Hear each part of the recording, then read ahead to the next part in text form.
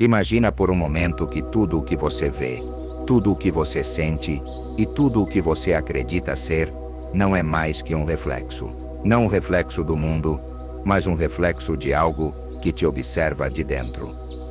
Você já se perguntou quem está realmente ouvindo estas palavras agora mesmo? Quem está por trás dos seus pensamentos, observando mesmo quando você não faz nada? Porque o que você está prestes a descobrir não é uma ideia superficial, não é mais uma teoria. É uma verdade antiga, profunda, sussurrada por sábios ao longo dos séculos e compreendida por muito poucos. Hoje você vai iniciar uma jornada rumo ao segredo mais profundo do universo. Um segredo que pode mudar a forma como você entende sua vida, sua mente, sua própria existência. Mas há algo inquietante. A última revelação que você ouvirá hoje será a mais poderosa de todas. Provavelmente a que você nunca esquecerá.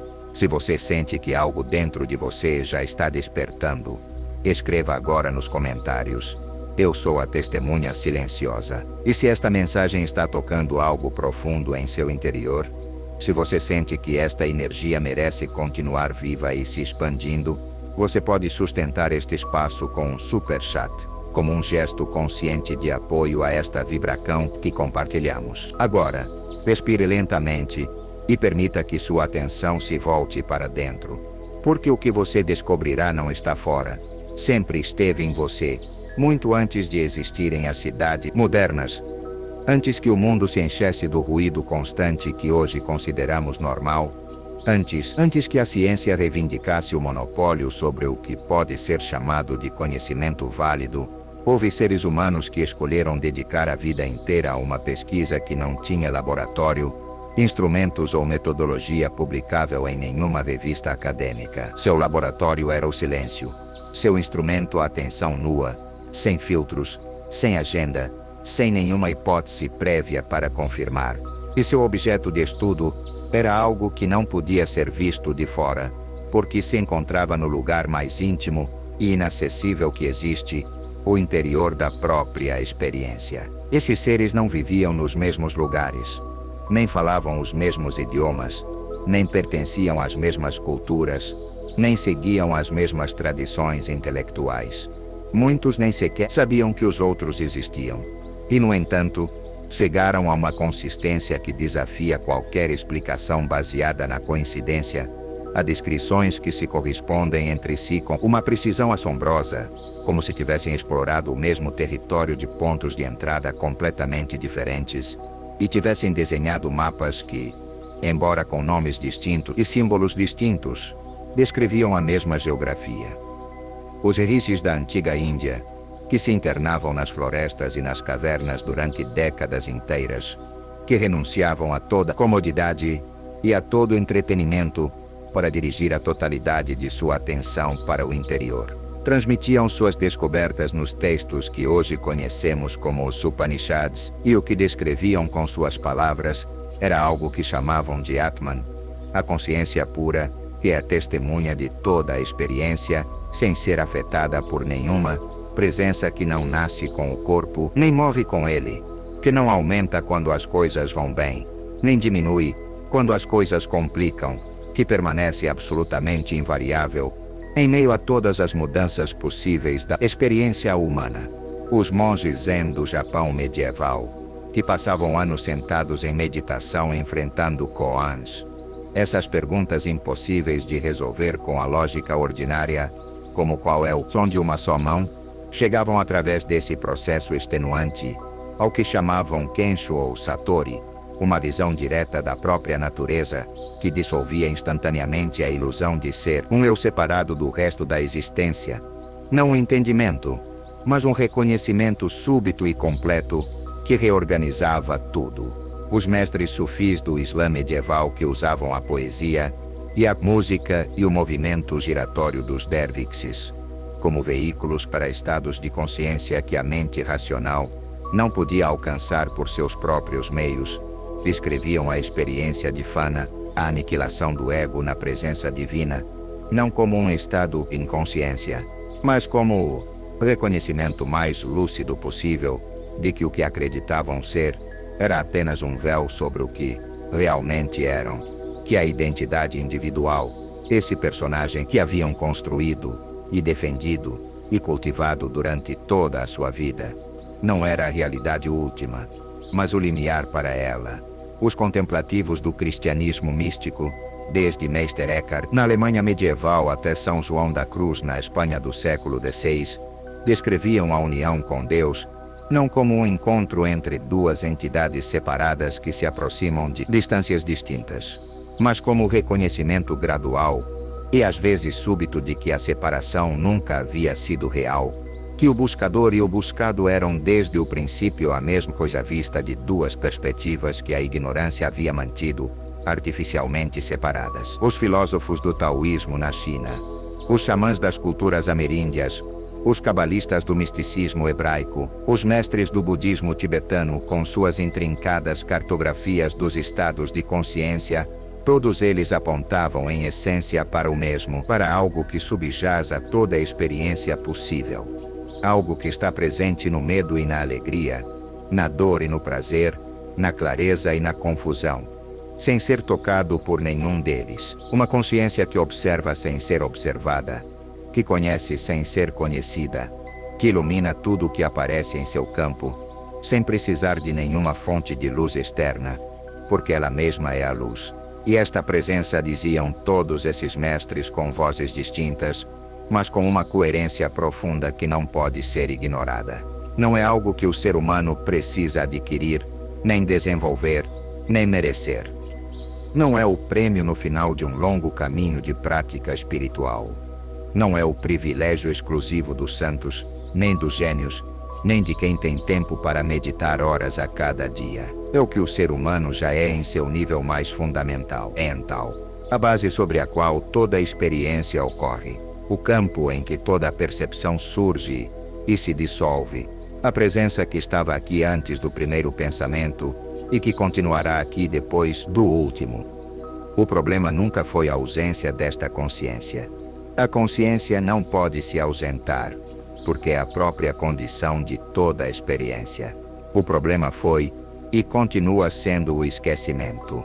A identificação tão completa, tão contínua, tão profundamente habitual com os conteúdos variáveis da experiência, com os pensamentos que circulam sem cessar, com as histórias que se contam sobre si mesmo, com as identidades construídas pacientemente ao longo dos anos, que a presença que os contém a todos fica completamente eclipsada, como quando as nuvens cobrem o céu tão densamente que da superfície parece e o céu desapareceu. Não porque o céu tenha deixado de existir, não porque tenha acontecido nada irreversível, mas porque a vista de baixo já não consegue ver o que ainda está lá, imperturbável, esperando com uma paciência que não é impaciente, porque não precisa que nada mude para ser completamente o que é. E então, ocorre a confusão fundamental que estas tradições descrevem uniformemente, como a raiz de todo o sofrimento humano. O ser humano começa a se identificar com as nuvens. Começa a acreditar que é as nuvens, que quando as nuvens escuras da tristeza, do medo ou da vergonha chegam, ele se tornou sombrio, triste, amedrontado e envergonhado de forma definitiva. E quando as nuvens da alegria, do sucesso ou do amor passam, ele perdeu algo essencial que precisa recuperar a qualquer preço. E assim começa a empreitada mais exaustiva e inútil que uma vida humana pode empreender, a gestão permanente das nuvens, tentar expulsar as escuras, tentar reter as luminosas, viver num estado de tensão perpétua em relação a algo que se move por suas próprias leis, sem importar quanta energia se invista para controlá-lo. O conhecimento que essas tradições guardavam com tanto cuidado, o conhecimento que transmitiam de mestre a discípulo, em condições de silêncio e confiança, não era informação sobre o universo exterior.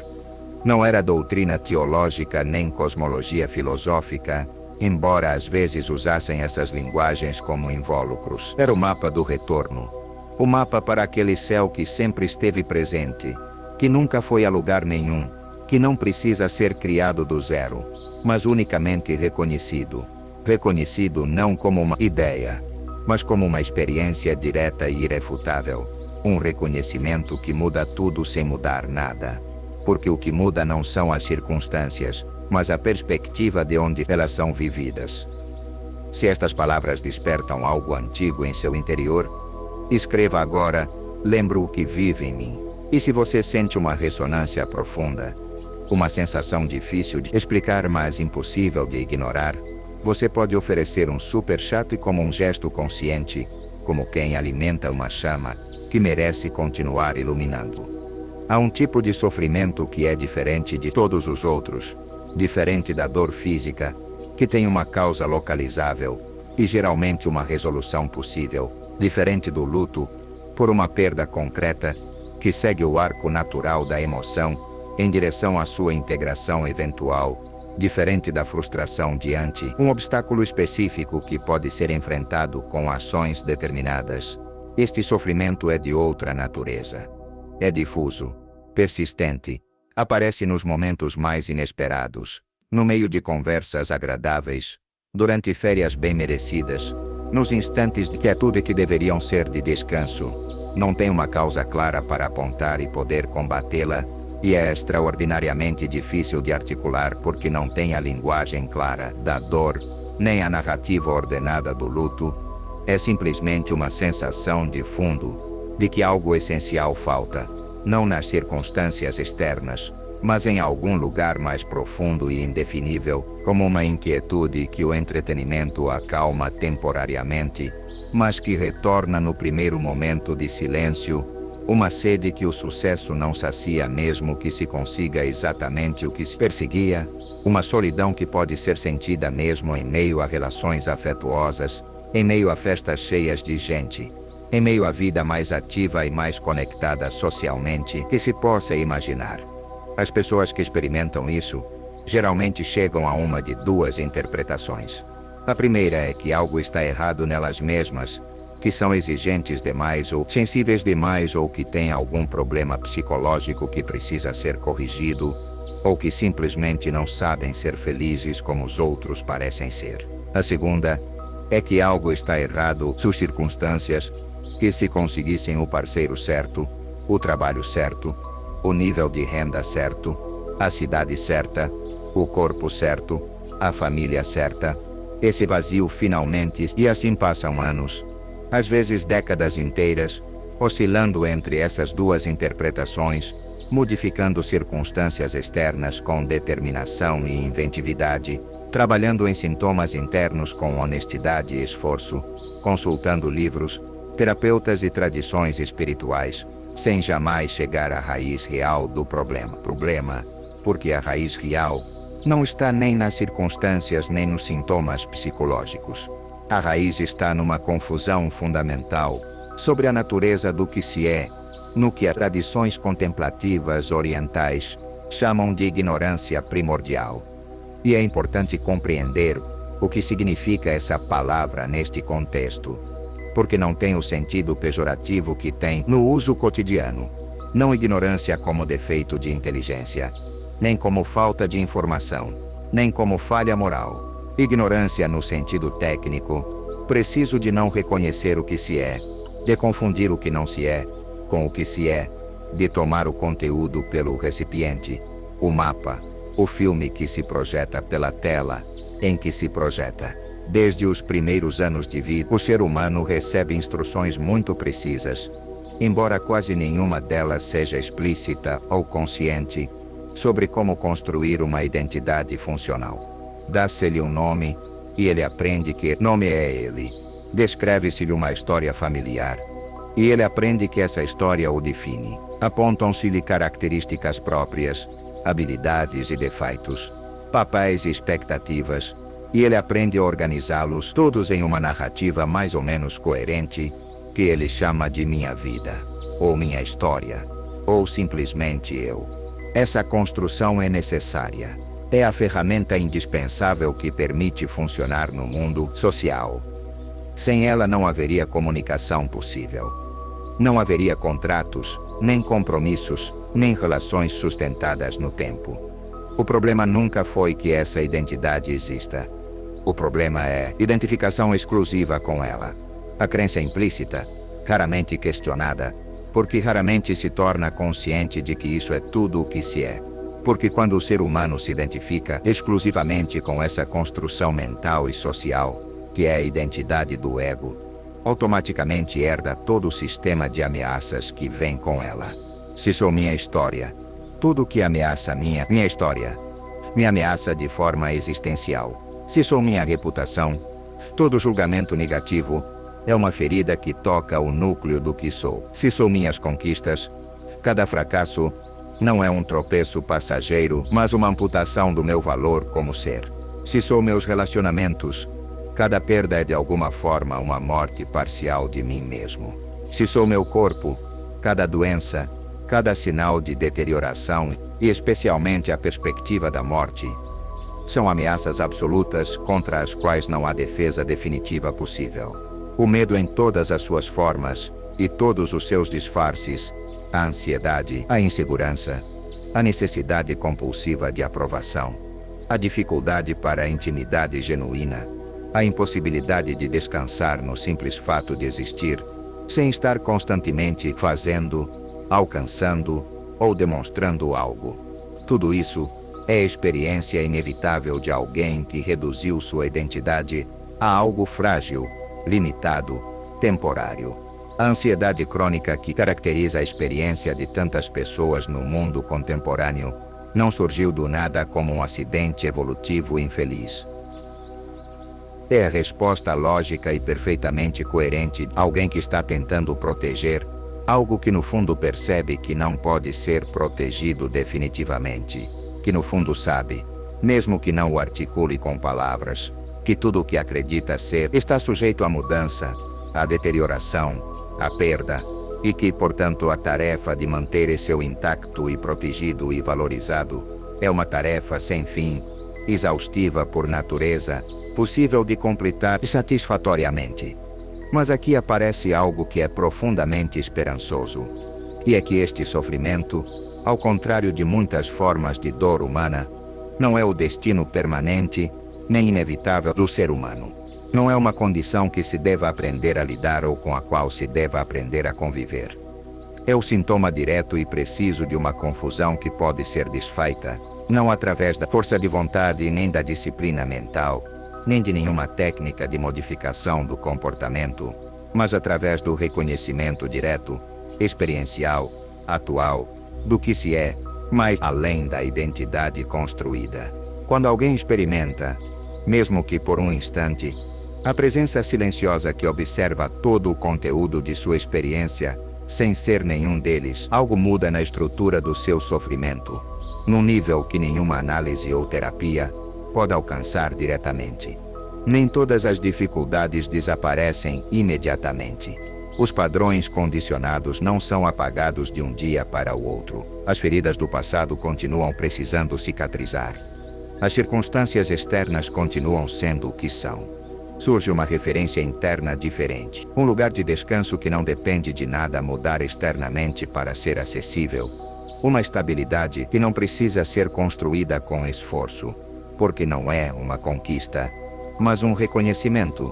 E essa referência, uma vez encontrada, mesmo que brevemente, muda a direção de toda a busca posterior, porque já não se busca fora o que se reconheceu que só pode ser encontrado dentro. Se alguma vez você sentiu que há algo mais em seu interior, algo que busca ser lembrado mais que encontrado, escreva agora. Intercâmbio energético consciente, como uma forma de manter vivo este ensinamento, que merece continuar circulando. Existe um experimento mental que filósofos e mestres contemplativos propuseram de diversas maneiras ao longo da história. Um experimento que parece simples quando enunciado, e que produz, quando é feito com honestidade e profundidade suficiente, uma perturbação que não pode ser ignorada. A perturbação de quem vê uma certeza se desfazer que nunca foi questionada. O experimento é este: tente encontrar o eu, não a ideia do eu, não os pensamentos sobre o eu, não as memórias que formam a história do eu, nem as expectativas sobre o seu futuro. O eu mesmo, essa entidade que você acredita ser, esse ser que está por trás de tudo o que você experimenta, e que tem pensamentos, sente emoções, toma decisões, e tem um passado que recorda, e um futuro que antecipa. Procure-o diretamente, não com a mente que teoriza, mas com a atenção que observa. Onde ele está exatamente? Que forma ele tem? De que ele é feito? Ele tem limites? Ele tem uma localização precisa dentro do corpo ou fora dele? Você pode apontá-lo com o dedo, ou com a atenção, da mesma forma que pode apontar qualquer outro objeto de experiência. E então, algo desconcertante acontece. Você busca o eu com cuidado e honestidade suficientes, quando realmente tenta encontrá-lo, em vez de simplesmente assumir que ele está lá. O que você encontra é que não consegue encontrá-lo. Não no sentido de que ele exista, mas se esconda, mas no sentido de que, por mais que você olhe, por mais direções que explore com sua atenção, por mais camadas que descasque na busca, não há nada ali que tenha a consistência e a solidez que o eu sempre prometeu ter. Você pode encontrar pensamentos, pode encontrar sensações corporais, pode encontrar emoções, pode encontrar imagens e memórias, e antecipações e narrativas. Mas o eu que supostamente tem tudo isso, o eu que deveria estar ali como o dono e administrador de todas essas experiências, não aparece em lugar nenhum como um objeto separável dessas próprias experiências. David Hume foi um escocês do século XVIII, cuja honestidade intelectual o levou a conclusões que perturbaram profundamente a filosofia ocidental. Ele chegou exatamente a isso através da análise introspectiva e o registrou com uma clareza que não deixa margem para mal-entendidos. Quando entro mais intimamente no que chamo de mim mesmo, ele escreveu, sempre tropeço em alguma percepção particular, calor ou frio, luz ou sombra, amor ou ódio, prazer. Não consigo me pegar em nenhum momento sem uma percepção. E nunca consigo observar nada exceto a percepção. Isso é extraordinário. Um filósofo ocidental do século XVIII, sem nenhuma influência direta do budismo, nem do Vedanta, nem de qualquer outra tradição contemplativa oriental, chegando por seus próprios meios, exatamente à mesma conclusão a que os mestres budistas haviam chegado séculos antes, através da meditação direta. Os mestres budistas chamaram a essa descoberta de Anatman, a doutrina do não-eu, e é crucial compreender o que isso significa exatamente, porque é fácil interpretá-lo de maneiras que o tornam assustador ou nihilista, quando na verdade aponta para algo profundamente libertador. Anatman não é a doutrina de que você não existe. Não é a afirmação de que não há ninguém aqui, mas a afirmação mais precisa de que o que existe não é o que você pensava que era. O que existe não é um eu sólido, permanente, independente, localizado em algum lugar específico dentro do corpo ou da mente. O que existe é um fluxo de experiências, um rio de percepções, pensamentos, sensações e emoções, que flui continuamente sem interrupção, sem que haja um dono separado desse fluxo que o esteja possuindo. O eu não é a margem de onde se observa o rio. O eu é o próprio rio contando uma história sobre uma margem que existe fora dele. É uma narrativa que a mente constrói continuamente a partir da memória e da antecipação, conectando momentos passados e futuros numa linha que parece contínua e coerente, que parece a história de alguém, mas que na verdade é uma reconstrução permanente, um relato que é recriado a cada momento, a partir dos materiais disponíveis naquele momento. E este relato é real, no sentido de que tem efeitos reais, influencia decisões, moldando relações, produzindo experiências emocionais genuínas.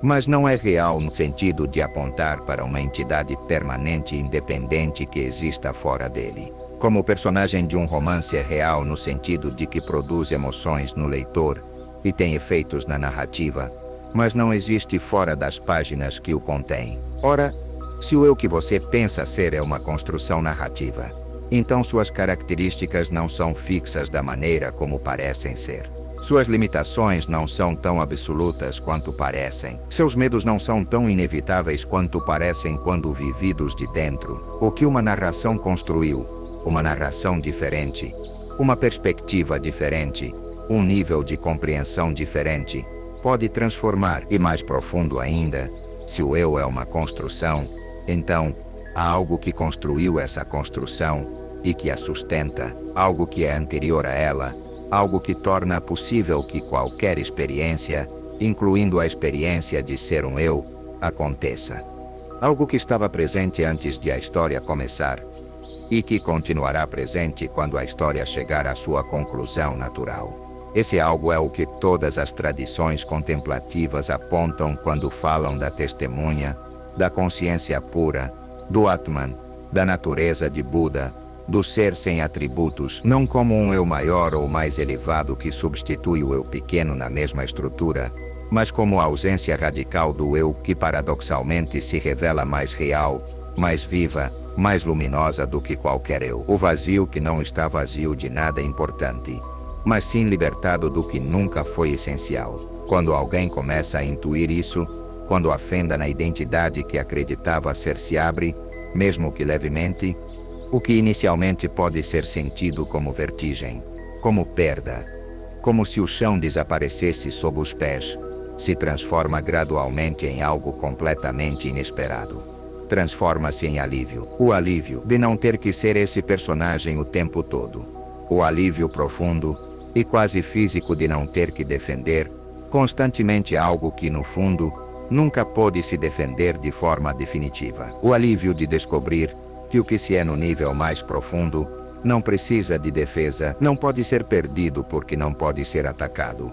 Não precisa de validação porque não depende da aprovação de ninguém para ser completamente o que é. Não pode ser perdido porque não foi adquirido em nenhum momento, mas sempre esteve lá como a própria condição de toda a experiência possível. Se alguma vez você sentiu que sua identidade não é tudo o que você é, escreva agora: não sou apenas minha história. Se esta descoberta está movendo algo profundo em seu interior, se você sente que este ensinamento merece continuar vivo, você pode apoiar este espaço através de um super chat como um ato consciente de apoio a esta compreensão que compartilhamos. Há uma distinção que parece pequena quando ouvida pela primeira vez, que pode soar como um jogo de palavras filosófico, sem consequências práticas, mas que, ao ser compreendida com a profundidade que merece, muda absolutamente tudo. A distinção entre ter consciência e ser consciência. Na linguagem comum, na forma como quase todos falam sobre sua experiência interior, a consciência é tratada como uma propriedade do ser humano, como algo que o ser humano possui da mesma forma que possui um corpo, um nome e uma história. Desses que os seres humanos são seres conscientes, que têm experiências conscientes, que em comparação com uma rocha ou um termostato, possuem algo chamado consciência, que os torna qualitativamente diferentes. Toda essa linguagem trata a consciência como um objeto, como algo que existe dentro do ser humano, como uma qualidade que lhe pertence e que poderia, em princípio, ser perdida, diminuir ou aumentar. E essa forma de falar, que parece tão natural e inócua, reflete e ao mesmo tempo reforça uma confusão fundamental sobre a estrutura real da experiência. Porque se você investigar com honestidade e cuidado suficiente a estrutura da sua própria experiência neste exato momento, enquanto ouve estas palavras, se você olhar diretamente para o que está acontecendo, sem dar nada por garantido, encontrará algo que inverte completamente essa relação. Os pensamentos aparecem na consciência, não a consciência nos pensamentos. As sensações corporais aparecem na consciência, não a consciência nas sensações. As emoções aparecem na consciência, e as memórias aparecem na consciência. As percepções sensoriais, os sons que chegam através do áudio deste vídeo, as imagens do ambiente ao seu redor, a temperatura que você sente na pele, todos aparecem no campo da consciência. Até mesmo a ideia de ser um eu, até mesmo o sentido de ser alguém específico situado em um corpo específico, em um momento específico do tempo. Essa mesma experiência aparece na consciência como qualquer outro conteúdo. Não há nada que você possa experimentar que não apareça nesse campo. Nada pode ser experimentado fora dele, porque a própria experiência é a consciência encontrando seus próprios conteúdos. Isso significa que a consciência não está dentro do ser humano da mesma forma que a água está dentro de um copo. O ser humano, tal como é experimentado de dentro, está dentro da consciência. O corpo aparece nela. Os pensamentos aparecem nela. A sensação de ser uma pessoa com uma história, um nome e um conjunto de características pessoais aparece nela como qualquer outra experiência. E se tudo o que você é capaz de experimentar aparece na consciência, então, a pergunta mais fundamental a ser feita não é o que há dentro da minha consciência, mas o que sou eu em relação a ela. Sou eu o conteúdo que aparece nesse campo, ou sou eu o próprio campo? Sou eu as ondas, ou sou eu o oceano? E a resposta que as tradições contemplativas mais profundas oferecem de forma consistente, a resposta que a investigação direta da própria experiência confirma, quando realizada com suficiente cuidado e honestidade, é desconcertante em sua simplicidade. Não há um eu separado da consciência que a esteja tendo como se fosse uma posse. A consciência não pertence a ninguém porque ninguém existe separado dela. É o espaço onde tudo aparece, o campo onde toda a experiência surge e se dissolve, incluindo os corpos, incluindo as mentes, incluindo a sensação de ser um eu que observa todo o resto de um ponto de vista privilegiado. No Vedanta Advaita, a tradição não dual da Índia que explorou esta questão com maior precisão técnica e maior rigor conceitual do que qualquer outra tradição conhecida, isso se expressa na fórmula Tattvam Asi. Sim, isso é você. Você não é o corpo. Você não é a mente. Você não é a história pessoal. Você é isso. Essa consciência que tudo contém. Essa presença que tudo ilumina, sem ser iluminada por nada exterior, porque é a própria luz. Essa testemunha que tudo observa sem poder ser reduzida a objeto de observação, porque é a própria observação antes que se divida em observador e observado. E Nisargadatta Maharaj, um dos mestres mais diretos e lúcidos que esta tradição produziu no século XX, dizia isso de uma forma que não deixa margem para ambiguidade. O que nasce e morre é o corpo. O que sente prazer e dor é a mente. Mas você é aquilo em que o corpo e a mente aparecem. Você é a testemunha de ambos. E a testemunha não nasce nem morre. Não sofre nem goza, simplesmente conhece, simplesmente está. Ramana Maharshi, outro dos grandes mestres do Vedanta do século XX, propunha uma prática tão simples em seu enunciado quanto profunda em sua aplicação, a autoindagação. A pergunta quem sou eu? Não para obter uma resposta conceitual, mas para rastrear a experiência de ser eu, até sua origem, para seguir o sentido de eu, esse sentido de ser alguém, para trás, para dentro, até o ponto onde esse sentido emerge, até descobrir que emerge de algo que não tem forma de eu, que emerge de uma presença silenciosa e impessoal, que é anterior a toda identidade, e quando isso é compreendido, não como uma ideia filosófica que se adiciona à coleção de ideias que já se tem, mas como uma experiência direta, mesmo que por um instante fugaz que mal pode ser sustentado, o mundo que eu conhecia se reorganiza completamente.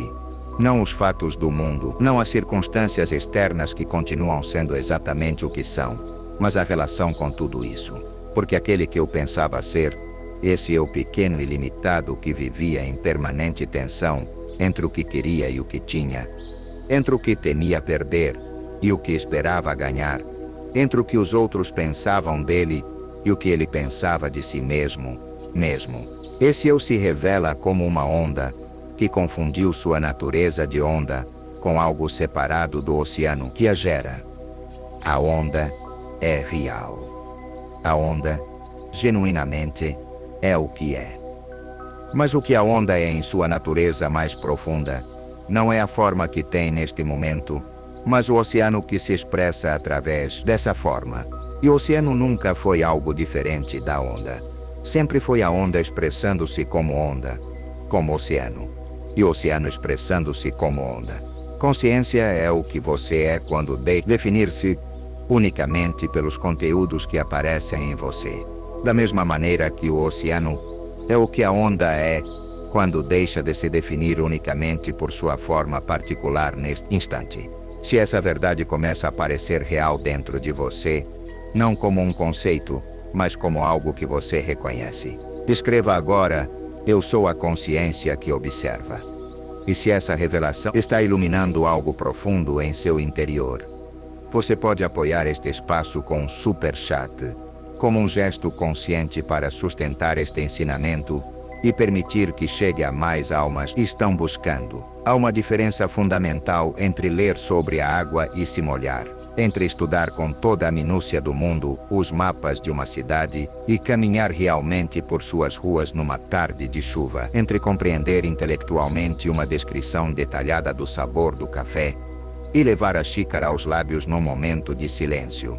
Tudo o que foi explorado nesta jornada até este ponto foi preparação, foi o mapa, foi a descrição, foi o sinal que aponta para a lua, mas que não é a lua, e o mapa não é o território, e o sinal que aponta não é o que é apontado, e a descrição mais precisa e mais bela do sabor não alimenta nem sacia. O que você está prestes a fazer é diferente de tudo o que foi dito antes.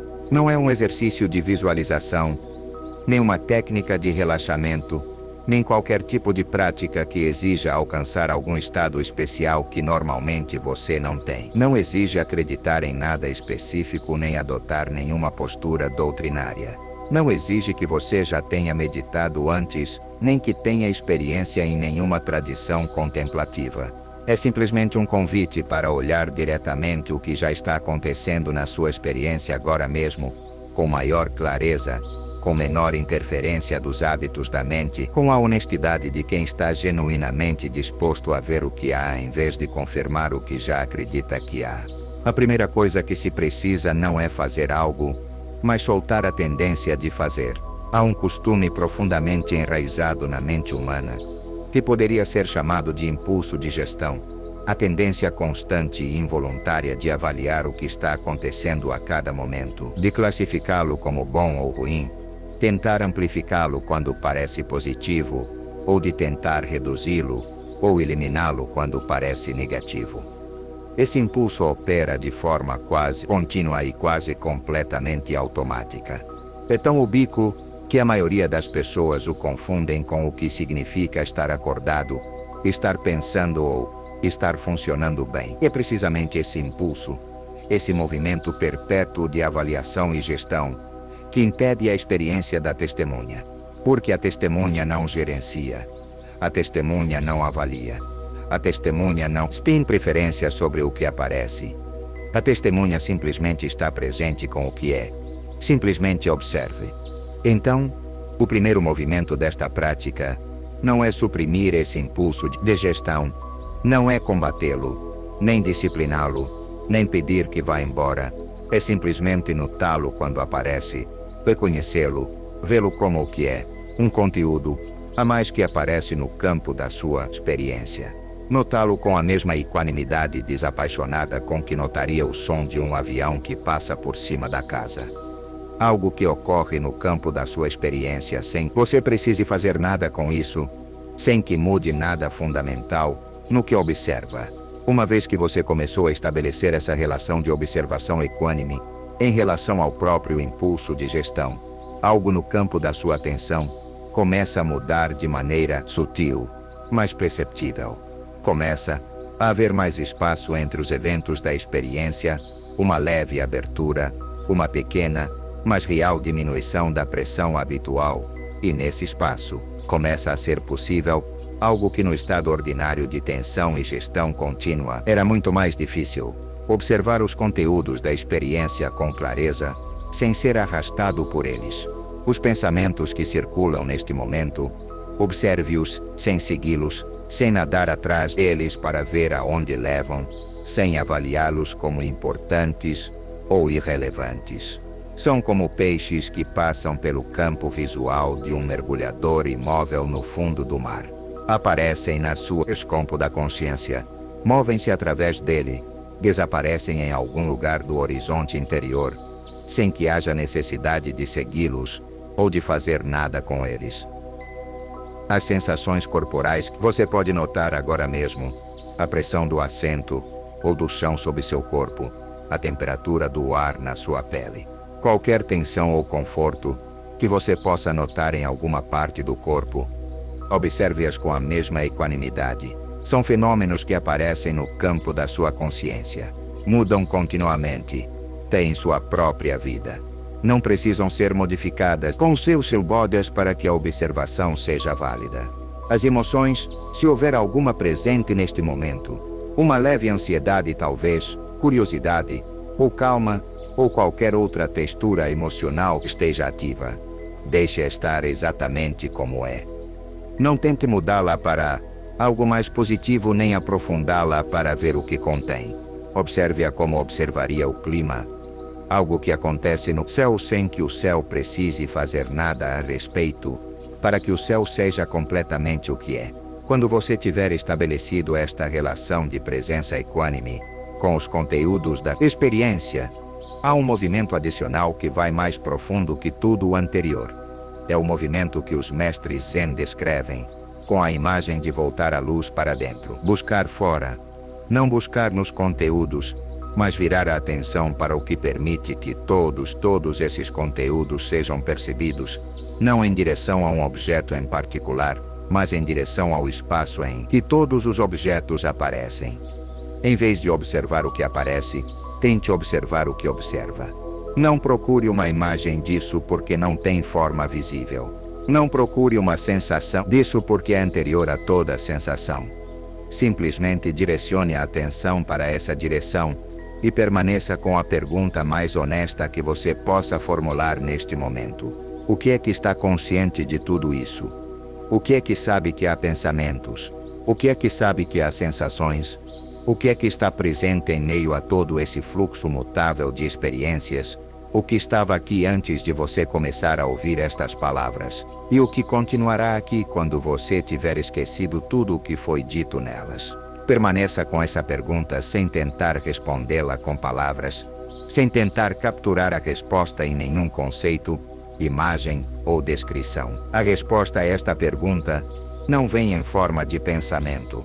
Não pode vir em forma de pensamento, porque o que se busca é o que antecede a todos os pensamentos. Vem em forma de um reconhecimento silencioso, que não pode ser completamente capturado por nenhuma descrição verbal, mas que quem o experimenta, mesmo que por um instante, reconhece imediatamente como algo qualitativamente diferente de qualquer outro tipo de conhecimento. É o conhecimento que conhece sem objeto separado para conhecer, consciência que é consciente de si mesma sem mediação, o observador que se descobre como observação, sem que haja um observador separado, observação, o silêncio que não é ausência de som, mas a profundidade da qual todo som emerge e para a qual todo som retorna. Fique com isso o tempo que puder, ou que seja genuíno. Não importa a duração. Não há uma duração mínima para que isso seja válido.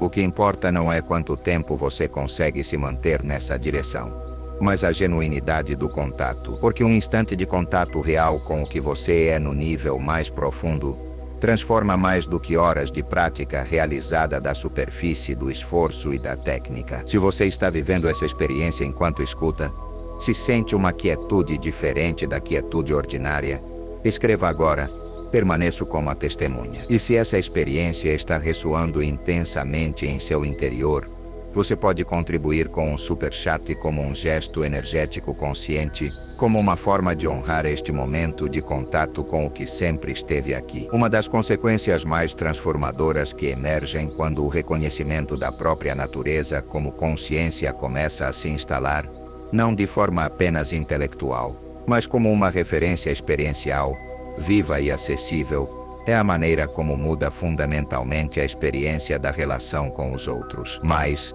não como uma mudança de atitude que se decide adotar conscientemente, não como a aplicação de um princípio espiritual sobre a unidade da existência que antes não havia sido considerado, mas como uma transformação orgânica na maneira de perceber os outros, do próprio interior da própria experiência. Porque se a consciência não está encapsulada dentro de um indivíduo, Se não é uma propriedade que cada pessoa possui de forma exclusiva e separada como possui suas memórias ou seu nome, mas o campo em que todos os indivíduos aparecem, separação entre você e os outros, embora continue sendo completamente funcional e necessária a nível prático, já não é absoluta a nível essencial. É exatamente como as ondas do oceano. Cada onda é genuinamente diferente de todas as outras. Tem a sua própria forma, sua própria altura, própria velocidade, própria maneira de quebrar na praia. Não há duas ondas idênticas, e ninguém que tenha observado o mar com atenção negaria. E no entanto, onda é feita de algo diferente do oceano. Não há um lugar onde uma onda termina. O oceano começa como se fossem duas substâncias distintas em contato. A onda é o oceano movendo-se daquela maneira particular naquele momento particular. A onda não possui o oceano, a onda é o oceano. E o oceano nunca deixou de ser oceano ao se tornar onda. Quando isso se aplica, não como metáfora poética, mas como descrição genuína da estrutura da experiência relacional, o que emerge tem consequências práticas enormes que se manifestam na vida cotidiana de maneiras concretas e verificáveis. A compreensão de que as pessoas que aparecem na sua vida não são completamente externas ao que você é, são expressões da mesma consciência que você é, manifestando-se através de configurações de condicionamento, história pessoal, circunstâncias e temperamento, completamente diferentes como personagens numa peça que compartilham o mesmo palco, embora cada um viva seu próprio drama, com toda a seriedade e toda a intensidade que o drama exige. Existe uma prática que aparece em diversas tradições contemplativas e que se torna naturalmente compreensível a partir desta perspectiva. Consiste em usar as reações emocionais intensas em relação a outras pessoas, como espelhos da própria interioridade, quando alguém te irrita profundamente. Quando uma característica de outra pessoa gera em você uma carga emocional claramente desproporcional em relação ao que a situação objetiva pareceria justificar. Quando o comportamento de alguém ativa em você uma intensidade de resposta que você mesmo acha excessiva ou difícil de controlar. Essa intensidade não é apenas informação sobre a outra pessoa, é informação sobre você. Geralmente aponta para algo que está ativo na sua própria psique, algo que não foi reconhecido nem integrado. Algo que o outro reflete com uma clareza que é incômoda precisamente porque é muito próxima. Porque o que mais nos perturba nos outros é frequentemente o que não conseguimos tolerar reconhecer em nós mesmos. A raiva que você condena no outro pode ser o espelho da raiva que você nega em si mesmo. A arrogância que te é insuportável em alguém pode apontar para uma arrogância diferente que vive em você com outro nome. A fraqueza que você despreza nos outros pode ser o reflexo exato da fraqueza que mais teme em si mesmo. Isso não como uma acusação, mas como um convite, não para te culpar, mas para te conhecer, para ver no espelho que os outros oferecem uma imagem de você que nenhum espelho físico pode mostrar. Da mesma forma, o que você mais admira nas pessoas que te geram uma admiração genuína, aquela que não tem sabor de inveja, mas de reconhecimento, pouco está completamente fora de você, não no sentido ingênuo de que você já seja o que admira nelas, mas no sentido preciso de que reconhece algo nelas, que ressoa com uma possibilidade que vive adormecida ou latente em seu próprio ser. A admiração genuína tem sempre essa qualidade particular de reconhecimento. Você sente que o que vê nessa pessoa te fala de algo que também te pertence, mesmo que ainda não o tenha atualizado, como se o encontro com essa pessoa fosse um lembrete do que você é capaz de ser, quando as camadas de medo e de hábito se afinam o suficiente. Quando essa compreensão começa a se instalar na maneira de se relacionar com os outros, a qualidade das relações muda de uma maneira profunda e às vezes surpreendente. Os conflitos não desaparecem. As diferenças não se apagam. As fricções inerentes à convivência humana continuam existindo com toda a sua complexidade. A carga existencial que lhes é adicionada, o peso da ameaça, a sensação de que cada conflito coloca em risco algo fundamental do que você é, diminui de maneira notável, porque você já não está se relacionando com um outro completamente separado e potencialmente ameaçador, cujas ações e julgamentos têm o poder de determinar seu valor ou sua segurança, ou seu bem-estar fundamental. Você está se relacionando com outra expressão do que você é no nível mais profundo. E essa diferença, embora não resolva automaticamente nenhum conflito específico, nem elimine nenhuma dificuldade prática, muda o terreno sobre o qual todos os conflitos ocorrem. O amor visto desta perspectiva não é primariamente um sentimento que aparece e desaparece conforme as circunstâncias. É um reconhecimento. O reconhecimento da própria essência em outra forma. O momento em que a consciência se vê no espelho do outro, e o que vê, lhe é familiar de uma forma que nenhuma história compartilhada pode explicar completamente. E a compaixão não é primariamente uma virtude que se cultiva através do esforço moral, nem uma postura que se adota, conscientemente, em relação a quem sofre.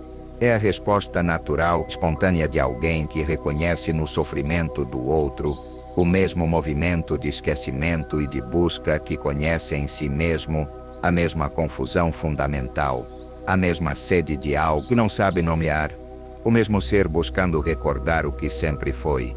Esta é a compreensão a que apontavam as tradições contemplativas quando falavam da unidade de toda a existência, não uma unidade que apaga as diferenças e transforma tudo numa espécie de homogeneidade sem textura nem cor, mas uma unidade que subjaz a todas as diferenças sem negá-las, que as contém sem reduzi-las a nada menor do que são. O oceano que é completamente real, embora também sejam completamente reais todas as ondas. Se alguma vez sentiu que tudo está conectado de uma forma que as palavras não conseguem descrever, escreva agora. Reflexo em tudo. E se esta mensagem está despertando uma compreensão profunda em seu interior, você pode apoiar esta comunidade com um super chat, como uma forma consciente de expandir esta vibração compartilhada. Agora, permaneça em silêncio por um instante, respire, sinta sua presença, não a presença de um eu que precisa ser protegido, melhorado, completado ou validado, a presença que já estava antes de você começar a ouvir estas palavras. A presença que continuará existindo quando este vídeo terminar e o ruído comum da mente voltar a ocupar o espaço que momentaneamente se abriu. A presença que esteve com você em todos os momentos da sua vida, sem exceção. Nos momentos de alegria e nos momentos de escuridão, momentos de clareza e nos momentos de confusão mais densa. Nos momentos em que você se sentiu completamente vivo e nos momentos em que mal conseguiu continuar, ela sempre esteve lá, sem precisar de nada de nenhum desses momentos para ser completamente o que é. O que você explorou hoje não é uma informação nova que se adiciona ao que você já sabia. É o reconhecimento de algo que sempre esteve presente, mas que o ruído constante da mente comum, ocupada avaliando, gerenciando, planejando e se preocupando, se mantinha invisível. O observador que você é não nasceu quando você nasceu. Não muda quando suas circunstâncias mudam. Não diminui quando você sofre. Não obtém sucesso. Não se torna mais sábio quando aprende coisas novas. Nem mais ignorante quando as esquece. É anterior a tudo isso. É mais profundo que tudo isso. E é no nível mais essencial do que você pode ser completamente livre. Não livre das circunstâncias, porque as circunstâncias continuarão sendo o que são. Livre dentro de elas.